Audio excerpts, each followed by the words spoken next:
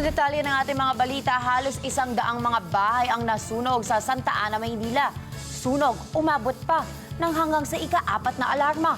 Si Madeline Villar Moratillo sa detalye ng balita, Mads. Yes, Diana, aabot sa halos 300 pamilya ang apektado sa nangyaring sunog sa residential area sa Radium Street sa Barangay 775 sa Santa Ana, Maynila. Ayon sa Bureau of Fire, nagsimula ang sunog alas 6:06 ng umaga.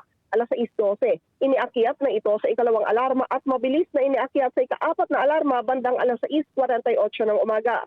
Naging pahirapan ang pag-apula sa apoy dahil makitid ang daanan papunta sa mga nasusunog na bahay.